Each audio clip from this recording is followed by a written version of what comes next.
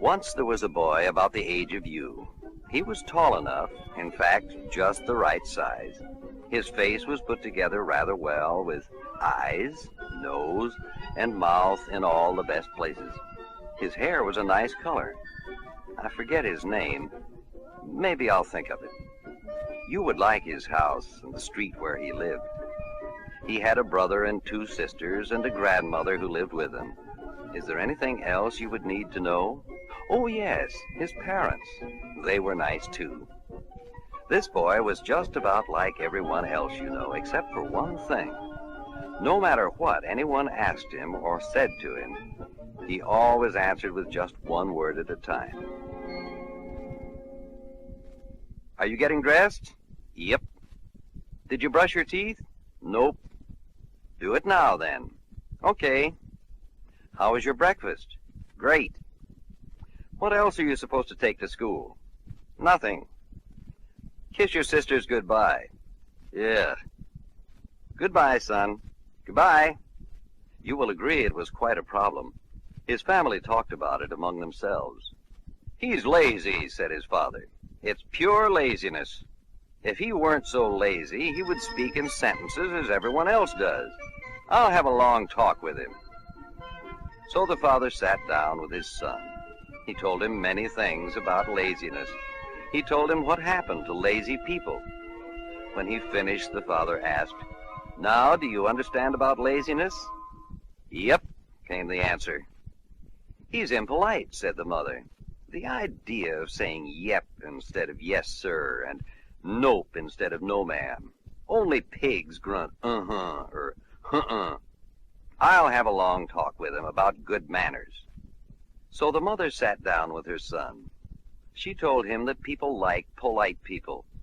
She reminded him that he had a nice family and a nice house, and that he should speak nicely to all. When she finished, the mother asked, "Now, will you try hard to be polite?" "Uh-huh," came the answer. "He's dopey," said his brother. "He's a good kid and our best first baseman at school. The kids all like him, but they call him my dopey brother. I'll talk with him anyhow." So the brother began, "Why do you talk so dopey?" "I don't. It doesn't hurt to say more." "Then no one would call you my dopey brother. Okay?" "Huh?" was the reply. "He's funny," said his older sister. "My friends think I'm lucky. Their brothers pester them and talk too much. Still, it is a little strange. I'll talk with him." She fixed 2 cool drinks for them and began, "Why don't you talk as other people do? Are you pretending to be someone else? Maybe the silent cowboy type?" That's a funny thought, a really funny thought, pretending to be someone else. Her brother put his empty glass down. "Really?" he said, and walked off looking puzzled. "He's normal," said his grandmother. "Don't worry, he'll talk if he wants to. His grandfather didn't talk much either. I'll have a long talk with him. I'll tell him all about his grandfather." So she sat down with her grandson. She told him all about his grandfather from long ago. She told him of the wonderful things that he had done and some of the wonderful sights he had seen. "Now, what do you have to say?" "Zowie," was the only reply. Oh dear, said his family. Nothing has changed him. He still answers with only one word. What shall we do next? Oh, what shall we do? "I know," a tiny voice answered. Everyone turned to face the youngest member of the family. "Let's do to him as he does to us."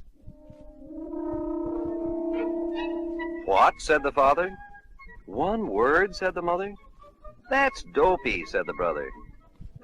"It's funny," laughed the older sister. "Like your grandfather," nodded grandmother. "Boo-hoo-hoo," cried the littlest member of the family. "Don't cry," said the father. "It's not a bad idea," said the mother. "It's great," said the brother. "Wow," said the older sister. "Indeed," said the grandmother, drying her eyes. So the family agreed that they would answer each other in one word. They agreed they would not talk much. They decided to try the lazy, impolite, dopey, funny system for 3 days. Next morning, Mother called the family to breakfast. "Ready?" At the table, Father said, "Blessing." And after a short silence, all answered, "Amen." Father said, "Toast," and passed the plate. "Nope," said Mother. "Yep," giggled the older sister. "Eggs?" "Uh-huh. Uh-huh. Sure," came the answer. His grandmother looked at her watch and said, "Hurry." "Goodbye," all said, and left for work or school. Later, when school was over, the brother came in and said, "Phew," and put his books down. "Thirsty?" asked Mother. "Uh-huh," he answered. She poured 4 cool drinks. "Thanks," said the older sister, who had also come in. "Mmm," said the youngest as she licked her lips. "Great," said the one-word boy. The telephone rang. Grandmother answered it. "Hi." "Yep." "Uh-uh." "Wait," and called big sister to the telephone. "Hi." "Huh? Really? Wow. Zowie. Now? Okay. Bye." And looking to her mother for permission, ran out the door to her friend's house. The one-word boy began to wonder about his family a little. That night, as the parents kissed each one good night, they spoke not a word. All went to bed silently. Next morning, Mother called, "Breakfast!" The family sat down at the table. All quietly bowed their heads, saying nothing. "Cereal?" asked Mother. "Uh-huh," said Father. "Banana?" demanded the brother. "Hush," said the older sister, handing him one. "Uh-uh," he answered. "Uh-huh," she warned. "Stop," ordered the father. "Oh," said the youngest, dropping her spoon. "Here," said the grandmother, offering her another. The one-word son looked at his family, puzzled. "Time," declared Grandmother. "So long," all said, and left for work or school. This went on after school again. It was getting easier for the family to remember to use only one word. "Hi," Father said as he came in that evening. "Supper?" he asked. "Uh-huh," answered Mother, kissing him. "Me," said the youngest, wanting a kiss too. "Hey," said the brother, greeting his father. "Tired?" "Uh-uh," Father answered. After supper, the family gathered in the living room for a while. "Paper?" Father asked. "There," Mother said, pointing to the newspaper. "Where?" he asked. "Whoops," said Brother, who had sat on it accidentally. "Careless," said older sister. "Not," answered Brother. "Are," she returned. "Hush," commanded Mother. "Who?" asked Grandmother. "What?" asked the youngest, just coming into the room. "Him," answered Sister, pointing to the crumpled newspaper Brother was holding. "Stop!" demanded the one-word son. "What's wrong with this family? Are all of you lazy or something?